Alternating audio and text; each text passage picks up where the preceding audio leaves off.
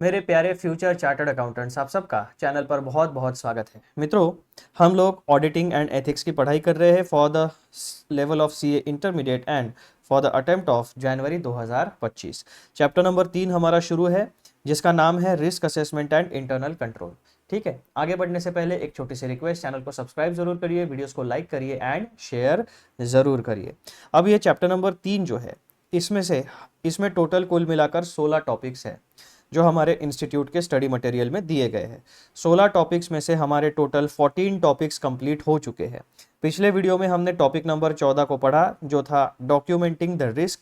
उसमें हमने डॉक्यूमेंटेशन का पर्पस और हमें क्या चीज़ें डॉक्यूमेंट करनी चाहिए उसके डिटेल स्टडी किया है। अब टॉपिक नंबर 15 जो है, जो हमारे इस वीडियो का मुद्दा है, उस टॉपिक नंबर 15 का हेडिंग है assess and report audit findings. यानी आपके ऑडिट के प्रोसेस के दौरान आपने जो भी काम किया है, जो भी ऑडिट फाइंडिंग्स आपने यानी बेसिकली ऑडिट एविडेंस आपने गैदर किया है, उसका असेसमेंट करो अच्छे तरीके से, उसका इवैल्यूएशन करो एंड उनके ऊपर अपने ऑडिट रिपोर्ट में प्रॉपरली अपना ओपिनियन रिफ्लेक्ट करो। ये एक बेसिक बैकग्राउंड स्टोरी है इस टाइटल की यानी इस टॉपिक की। अब इसमें सबसे पहला टॉपिक हमें पढ़ना है conclusion of the audit and assessing IT findings. अब ये आईटी मींस इंफॉर्मेशन टेक्नोलॉजी, यानी इंटरनल कंट्रोल्स में जो भी ऑटोमेशन होता है, इंफॉर्मेशन टेक्नोलॉजी यूज होती है, उससे रिलेटेड बात है। So conclusion of the audit, यहाँ पर कंक्लूजन मीन्स ओपिनियन नहीं है, conclusion means end of audit, यानी आप ऑडिट की समाप्ति करोगे।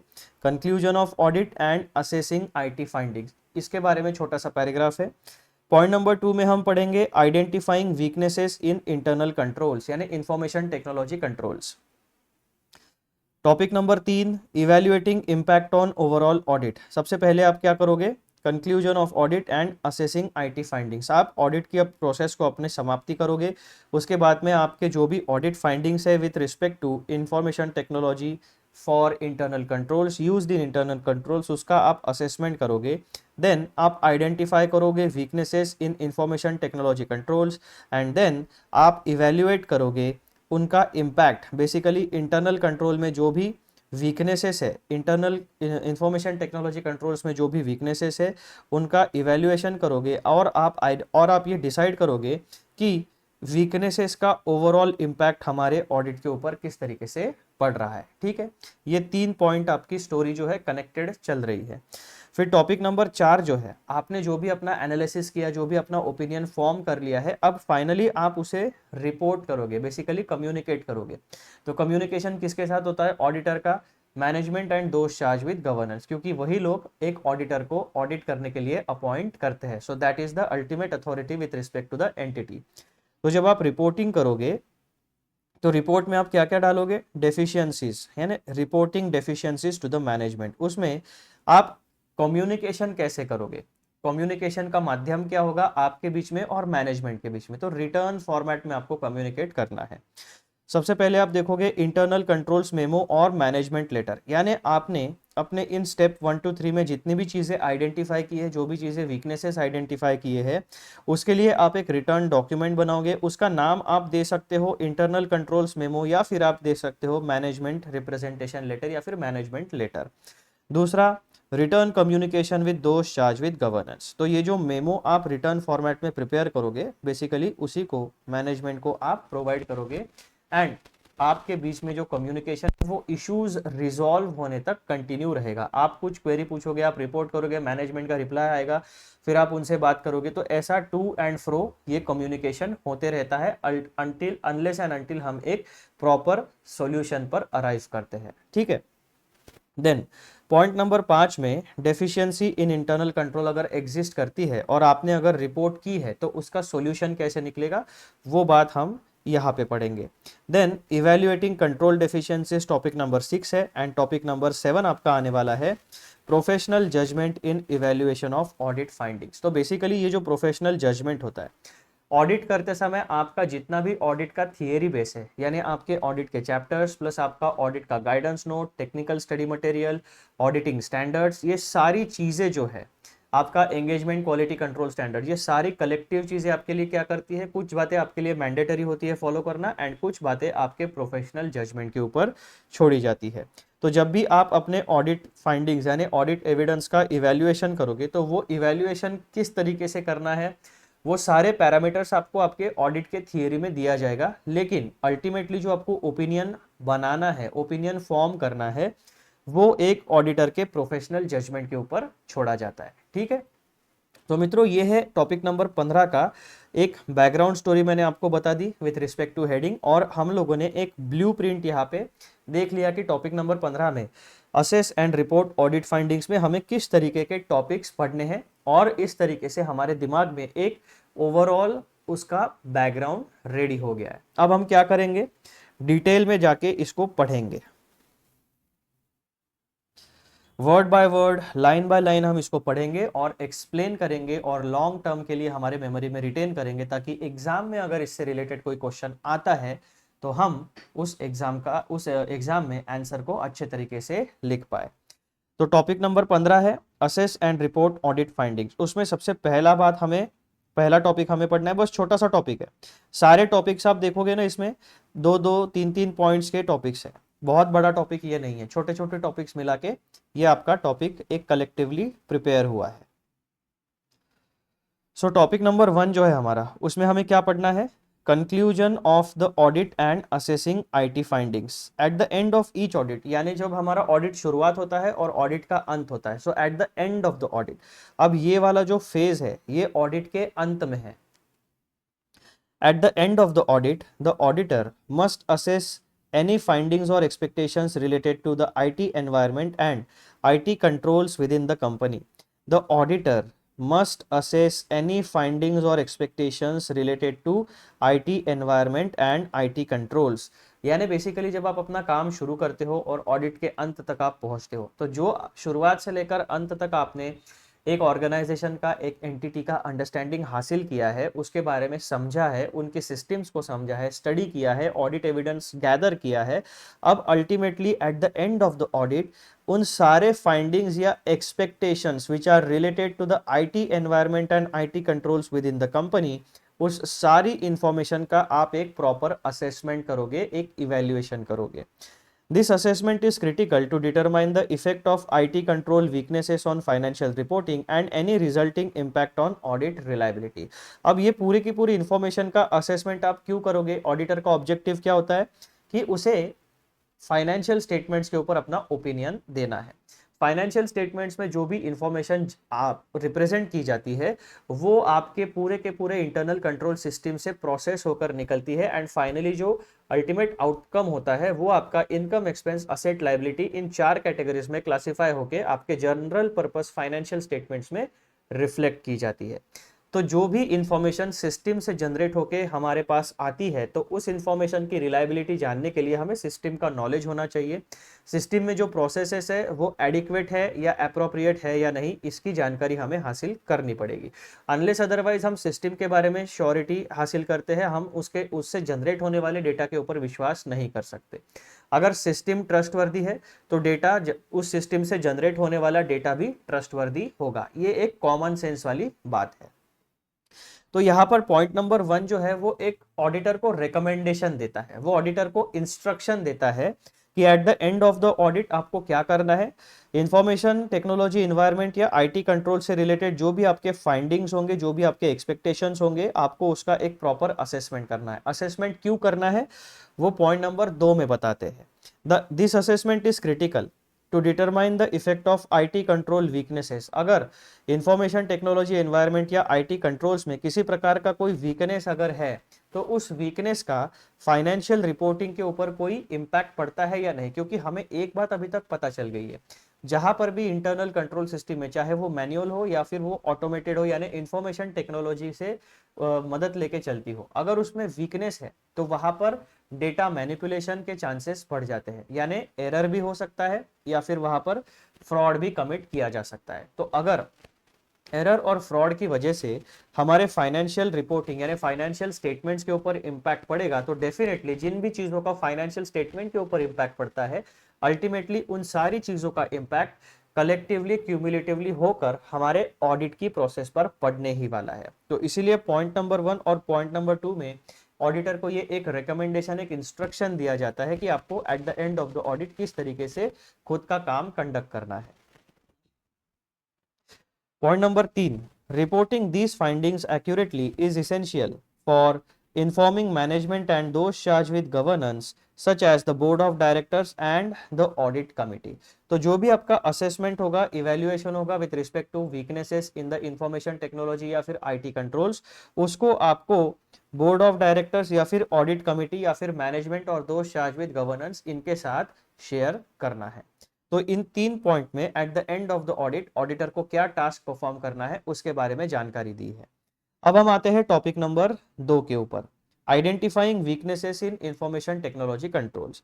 The auditor must examine the IT control environment to detect any weaknesses in controls that might expose the company to risk of data misstatement, processing errors or unauthorized access। किसी भी auditor को IT control के weaknesses identify क्यों करने चाहिए? क्योंकि उसकी वजह से रिस्क ऑफ डेटा मिसस्टेटमेंट हो सकता है, यानी डेटा मैनिपुलेट हो सकता है, सही रिपोर्टिंग नहीं होगी यानी गलत रिपोर्टिंग हो सकती है। देन प्रोसेसिंग एरर्स, यानी फॉल्टी डेटा को प्रोसेस हो सकता है या एरर्स के साथ आपकी प्रोसेस चलते रहेगी तो डेटा में भी एरर्स आ जाएंगे। देन अनऑथोराइज्ड एक्सेस, यानी अगर एक किसी एम्प्लॉय के पास, किसी ऑफिसर के पास अगर उस ऑर्गेनाइजेशन के डेटा का एक्सेस नहीं है, तो अगर आपके आईटी कंट्रोल्स में वीकनेसेस एग्जिस्ट करते हैं तो वो क्या कर सकता है, आईटी कंट्रोल्स को ओवरराइड करके डेटा का अनऑथोराइज्ड एक्सेस ले सकता है और उसका मिसयूज कर सकता है, दैट मीन्स फ्रॉड कमिट कर सकता है। तो कुछ भी हो सकता है। किसी भी ऑर्गेनाइजेशन की जो फाइनेंशियल इंफॉर्मेशन होती है वो बड़ी सेंसिटिव इंफॉर्मेशन होती है। क्यों? क्योंकि दुनिया में जो मार्केट होता है उस मार्केट में 2 फोर्सेस होते हैं, डिमांड एंड सप्लाई। अगर एक बड़ा बिजनेस हाउस है, उसका जो डेटा है, उसके पास बहुत सारा प्रोडक्ट सर्विसेज, मार्केट का डेटा होता है, प्रोडक्ट का डेटा होता है, सर्विसेज का डेटा होता है, कंज्यूमर्स का डेटा होता है, टैक्सेशन का डेटा होता है, बहुत अलग अलग प्रकार का डेटा होता है, प्लस पेटेंट्स हो सकते हैं, ट्रेडमार्क्स हो सकते हैं, नो हाउ हो सकता है, सेंसिटिव टेक्नोलॉजी के बारे में इंफॉर्मेशन हो सकती है। तो इन सारी चीजों, अगर इस डेटा का मिसयूज हुआ तो अल्टीमेटली किसी भी ऑर्गेनाइजेशन के फाइनेंशियल पोजीशन यानी balance sheet and financial performance यानी पीएनएल अकाउंट, दोनों के ऊपर इंपैक्ट पड़ सकता है। तो इसी वजह से एक ऑडिटर के लिए बहुत जरूरी हो जाता है कि जो भी इंफॉर्मेशन टेक्नोलॉजी कंट्रोल्स है वो इंश्योर करे कि वो अप्रोप्रिएट है, एडिक्वेट है और सही तरीके से परफॉर्म कर रहे हैं। जो डिजायर्ड आउटपुट है उनका, जो डिजायर्ड पर्पस है, उसको वो फुलफिल कर रहे हैं। तो इसी वजह से identifying weaknesses in IT controls is a critical process in auditing. The auditor must examine the IT control environment to detect any weaknesses in controls that might expose the company to risk of data misstatement, processing errors, or unauthorized access. Point number 2, identifying such weaknesses early ensures the auditor and management can gauge the risk level and take corrective action। कोई भी चीज आपको audit में perform क्यों करनी है, auditor का फिर से सब कुछ जाके हमारा ऑडिटर के ऑब्जेक्टिव्स के ऊपर ही आ जाता है। ऑडिटर का ऑब्जेक्टिव क्या है? Sufficient appropriate audit evidence gather करो, ये इंश्योर करो कि financial statements are free from material misstatement either due to fraud और एरर। उसके बाद में दूसरा स्टेप, आपको दूसरा ऑब्जेक्टिव आपका क्या होता है कि financial statement applicable financial reporting framework के हिसाब से बने हैं। ये ऐसे 200 में ऑब्जेक्टिव्स ऑफ द ऑडिटर के हेडिंग के अंदर आपको दिया गया है। ये 2 मल्टीफोल्ड ऑब्जेक्टिव होता है और उसके बाद जो भी आपका ऑडिट फाइंडिंग होगा उसे ऑडिट रिपोर्ट में आपको रिफ्लेक्ट करना है। तो ये 2 मिला के, ये 3 चीजें मिलाकर आपका overall objective of the auditor तैयार होता है। तो अल्टीमेटली सारी चीजें जो है वो हमारे ऑब्जेक्टिव ऑफ द ऑडिटर के ऊपर ही आकर रुकती है। वीकनेसेस आइडेंटिफाई क्यों करने? क्योंकि वीकनेसेस की वजह से किसी भी इंटरनल कंट्रोल में अगर वीकनेसेस है तो किसी भी ऑर्गेनाइजेशन के फाइनेंशियल पोजीशन यानी बैलेंस शीट वाले आइटम्स एंड फाइनेंशियल परफॉर्मेंस यानी पीएनएल वाले आइटम, इन पर इम्पैक्ट पड़ सकता है। वहां पे एरर भी हो सकते हैं वीकनेसेस की वजह से, वहां पे फ्रॉड भी हो सकते हैं इंटरनल कंट्रोल्स में वीकनेसेस होने के कारण।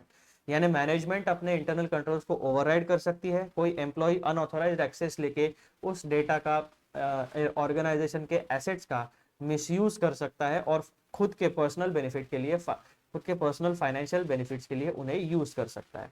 तो ये सारी चीजें अवॉइड करने के लिए आप एज एन ऑडिटर आपको ये इंश्योर करना होता है कि जो भी ऑर्गेनाइजेशन में आप ऑडिट करने जाने वाले हो वहां पे इंटरनल कंट्रोल सिस्टम रोबस्ट है, एडिक्वेट है, एप्रोप्रिएट है और सही तरीके से फंक्शन कर रही है।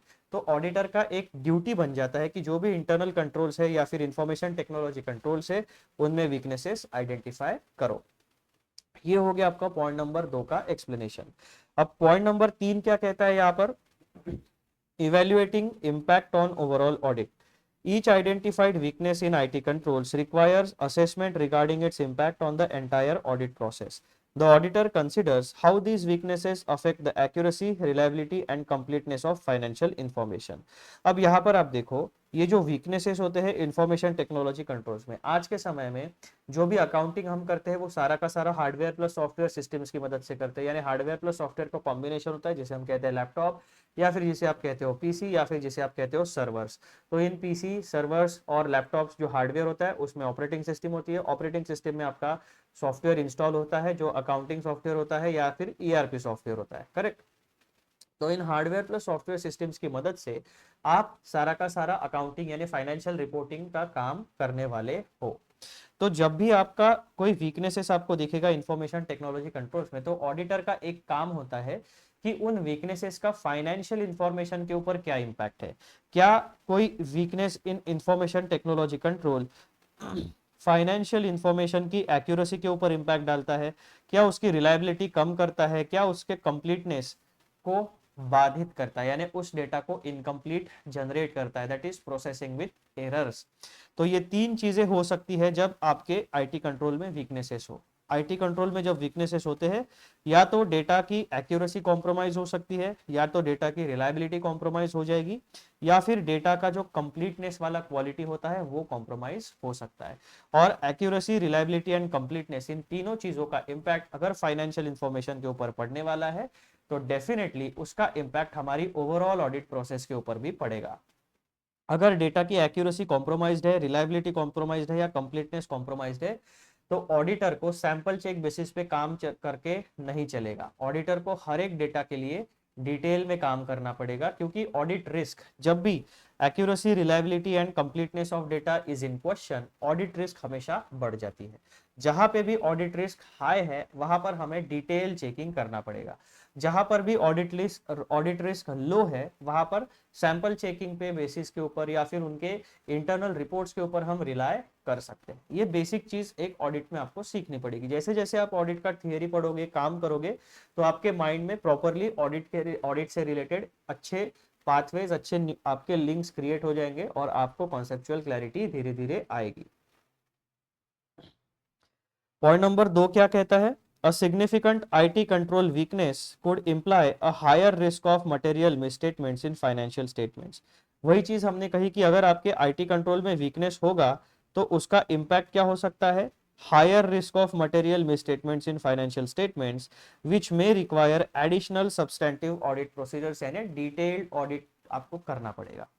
फिर टॉपिक नंबर 4 यानी पॉइंट नंबर 4 में हमारे लिए क्या चीजें पढ़नी है हमें, रिपोर्टिंग डेफिशिएंसीज टू मैनेजमेंट। अब आपने पहले 3 इसमें आपके लिए इंस्ट्रक्शंस है कि एज एन ऑडिटर आपको क्या क्या चीजें करनी है। अब जब आपने फाइनली ऑडिट, जो भी आपके ऑडिट फाइंडिंग्स है उसका असेसमेंट आपने कर लिया पहले 3 पॉइंट्स में, पॉइंट नंबर 1, 2 एंड 3 में, अब ये जो रिपोर्टिंग वाला पोर्शन है ये आपके पॉइंट नंबर 4 में कवर होने वाला है। रिपोर्टिंग डेफिशिएंसीज टू मैनेजमेंट, अगर डेफिशिएंसीज है तो रिपोर्ट करना है, डेफिशिएंसीज नहीं है, सब सिस्टम सही है, तो आपको मैनेजमेंट को जाके अलग से बताने की जरूरत नहीं है। प्रॉब्लम है तो कम्युनिकेट करो, सब सही है तो कम्युनिकेट करने की कोई जरूरत नहीं है। तो यहाँ पे रिपोर्टिंग में आपका सबसे पहला काम क्या होगा, आपके लिए एक डॉक्यूमेंट है, जो आपके लिए एक फॉर्मेट है, उसे कहा जाता है इंटरनल कंट्रोल मेमो या फिर मैनेजमेंट लेटर। उसमें इंफॉर्मेशन टेक्नोलॉजी से रिलेटेड जो भी डेफिशिएंसीज आपने आइडेंटिफाई की है, उसका लॉजिक, उसका फाइनेंशियल इंपैक्ट, ये सारी चीजें आपको उसमें मेंशन करके मैनेजमेंट को देना है। प्लस उस इंटरनल कंट्रोल मेमो या मैनेजमेंट लेटर में आपको इंप्रूवमेंट करने के लिए रिकमेंडेशंस भी देने पड़ेंगे। The auditor typically documents identified deficiencies in an internal controls memo or management letter। तो ये जो ऑडिटर साहब हमारे होते हैं, जो भी डेफिशिएंसीज वो आइडेंटिफाई करते हैं during the audit with respect to internal controls, वो सारी चीजें इंटरनल कंट्रोल्स मेमो या फिर मैनेजमेंट लेटर में डॉक्यूमेंट कर लेते हैं। This document is directed towards the companies management and highlights areas requiring improvement, recommending steps for addressing control deficiencies. तो ऑडिटर को क्या करना है, जितनी भी डेफिशिएंसीज या जो भी प्रॉब्लम्स आपने आइडेंटिफाई किए उसे इंटरनल कंट्रोल्स मेमो या फिर मैनेजमेंट लेटर में मेंशन करना है। उसी के साथ साथ सारे जो कंसर्निंग एरियाज है जहां पर इंप्रूवमेंट की जरूरत है उनको हाईलाइट करो एंड जो भी इंप्रूवमेंट के स्टेप्स है एज एन ऑडिटर उन्हें रिकमेंड करो। और मैनेजमेंट का रिप्लाई आपको आना चाहिए। बस आपने ये डेफिशिएंसीज को रिपोर्ट करके और यहाँ पे जितनी बातें बताई है वो अगर आपने कर दी है तो ऑडिटर की जिम्मेदारी खत्म नहीं हो जाती है। आपने क्या कहा है कि आपने सिस्टम को इम्प्रूव करने के लिए कहा है, आपने बोला है कि आपके सिस्टम में डेफिशिएंसीज है और डेफिशिएंसीज जहां पर भी होती है वहां पर मटेरियल मिसस्टेटमेंट की रिस्क बढ़ जाती है। तो ऐसे केसेस में ऑडिटर को मैनेजमेंट से रिप्लाई भी मिलना चाहिए। अगर मैनेजमेंट का रिप्लाई नहीं मिलता है तो ऑडिटर को अपने ऑडिट रिपोर्ट में उस तरीके से बताना पड़ेगा कि इस पर्टिकुलर डेट के ऊपर मैंने मैनेज इंटरनल कंट्रोल्स मेमो या फिर मैनेजमेंट लेटर जो भी आपने नाम दिया है ये डॉक्यूमेंट मैंने मैनेजमेंट के साथ शेयर किया, मैनेजमेंट को रिकमेंडेशंस दिए फॉर इम्प्रूवमेंट, बट उसके बाद मैनेजमेंट से मुझे कोई कम्युनिकेशन या फीडबैक नहीं मिला, कोई कमिटमेंट लेटर नहीं मिला और इस वजह से मैं इस पर्टिकुलर पोर्शन पे अपना ओपिनियन क्वालिफाई करता हूं, अदरवाइज बाकी सब ठीक है। इस तरीके से आपको अपना प्रोफेशनल जजमेंट यूज करके ऑडिट रिपोर्ट में अपना ओपिनियन ड्राफ्ट करना पड़ेगा। पॉइंट नंबर 2 में क्या होता है, return communication with those charge with governance. The auditor is also responsible for communicating significant deficiencies directly to those charged with governance, such as the audit committee or board of directors. अब यहाँ पर आप किसके, जो company का management होता है जो आपका डेली ऑडिट देखेगा उसके साथ आप कम्युनिकेट करोगे। उसी के बाद एक कॉपी आपकी कहां पर जाएगी, the auditor is also responsible for communicating significant deficiencies directly to those charge with governance such as the audit committee और board of directors in writing. This communication ensures governance bodies are informed of critical issues impacting financial reporting integrity। ठीक है, तो आपको management letter या फिर internal control memo जो आपका daily audit जो होगा उसको जो उसके लिए जो कोऑपरेट करेंगे कंपनी के एम्प्लॉयज उनके साथ भी आपको कम्युनिकेट करना है और डायरेक्टली जो अथॉरिटी होती है मैनेजमेंट या दोस्त चार्ज विद गवर्नेंस जो हायर लेवल मैनेजमेंट होती है उनको भी आपको कम्युनिकेशन लूप में इन्वॉल्व करके रखना है। ठीक है, तो जो भी आपका चीज जो भी आपकी ऑडिट का प्रोसीडिंग्स होगा वो ऑडिटर, ऑडिटर की टीम, मैनेजमेंट और उनके एम्प्लॉयज ये पूरा का पूरा कम्युनिकेशन का लूप होना चाहिए। हर एक व्यक्ति जिसको जितनी जरूरत है वो सारे अपडेट्स एज एन ऑडिटर आपको कम्युनिकेट करते रहना पड़ेगा। तो ये पॉइंट नंबर 4 है आपका रिपोर्टिंग से जुड़ा हुआ। अब हम एक पॉइंट देखते हैं जो हमें कुछ इंफॉर्मेशन देगा regarding deficiency in internal control.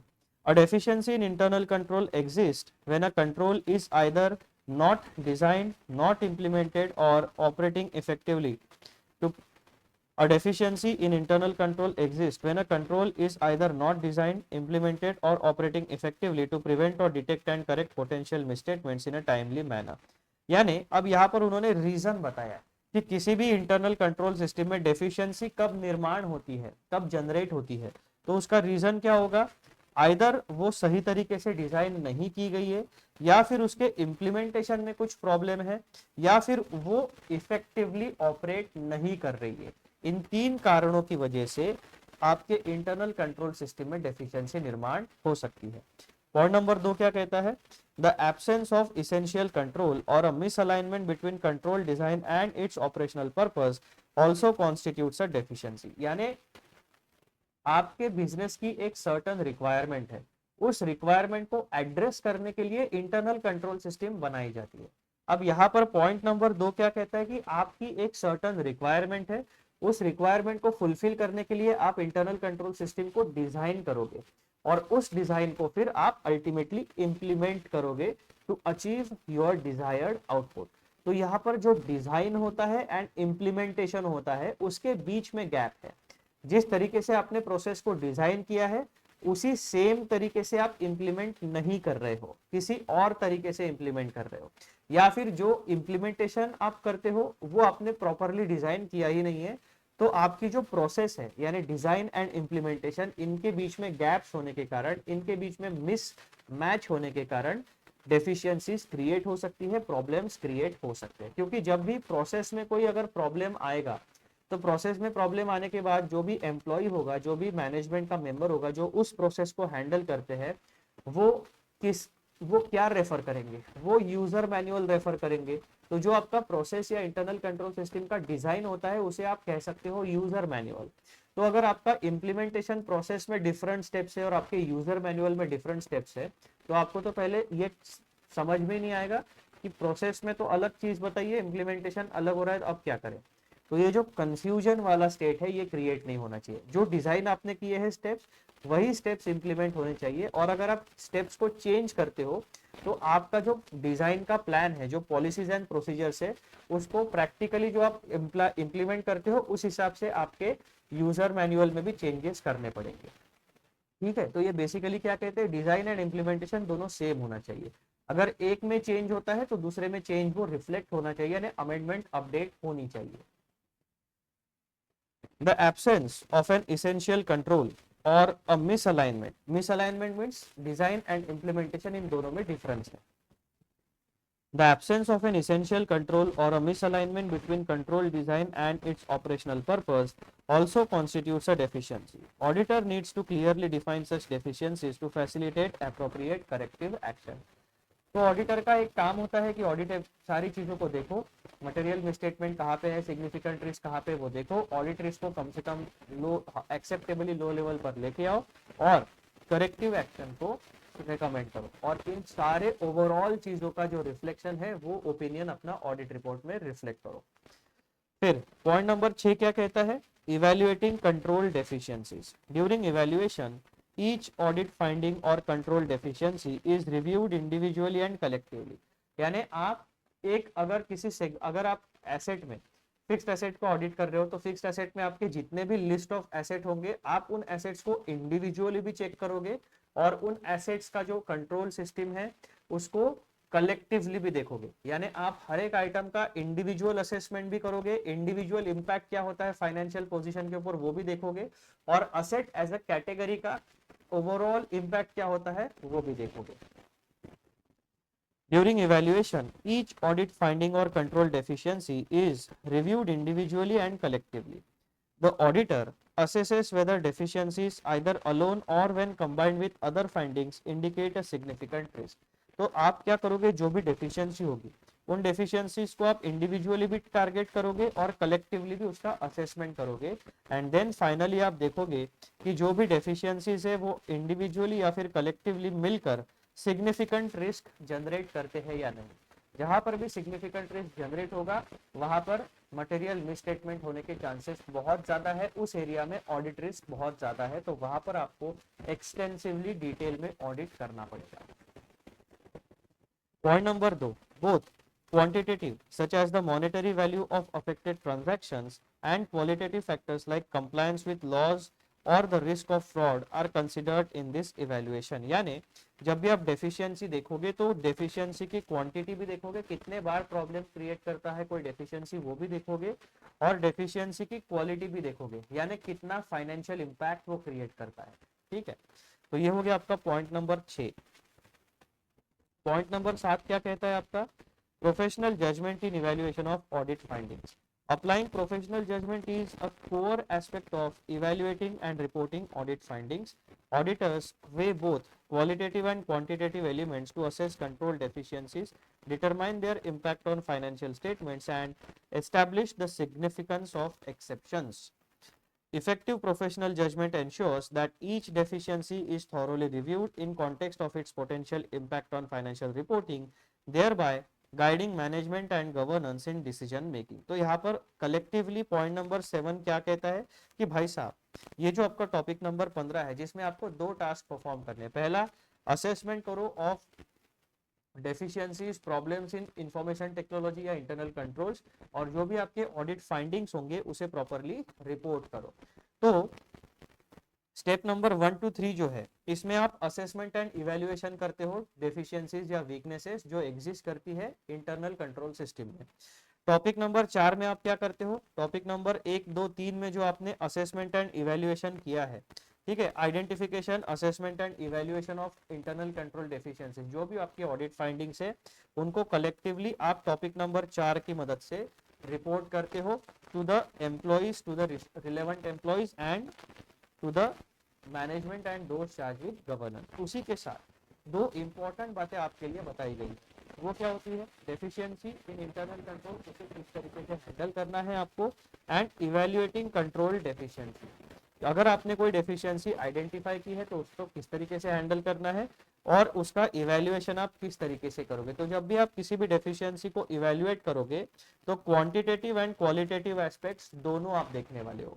और टॉपिक नंबर 7 आपको कलेक्टिवली ये बताता है कि जितना ज्यादा इंफॉर्मेशन आपने गैदर किया है, जो ऑडिट एविडेंस आपने गैदर किया है, उस ऑडिट एविडेंस के ऊपर आपको अपना प्रोफेशनल जजमेंट अप्लाई करना है एंड देन फाइनली एक रैशनल माइंड से, न्यूट्रल माइंड से आपको डिसाइड करना है कि करेक्टिव एक्शंस क्या है, कहां पर डेफिशिएंसीज है, उसका फाइनेंशियल इंपैक्ट क्या हो रहा है, और अल्टीमेटली ये सारी चीजें आपको फिर से पॉइंट नंबर 4 पे आके management and those charge with governance के साथ कम्युनिकेट करनी है और इश्यूज को रिजॉल्व करना है। जो इश्यूज रिजॉल्व नहीं होते हैं उनके बारे में आपको अपने ऑडिट रिपोर्ट में प्रॉपरली डिटेल में लिखना पड़ेगा। ठीक है, जो इश्यूज रिजॉल्व हो गए हैं उनको आपको ऑडिट रिपोर्ट में लिखने की जरूरत नहीं है। तो मित्रों, इस तरीके से ये कुल मिलाकर आपका टॉपिक नंबर 15 बनता है।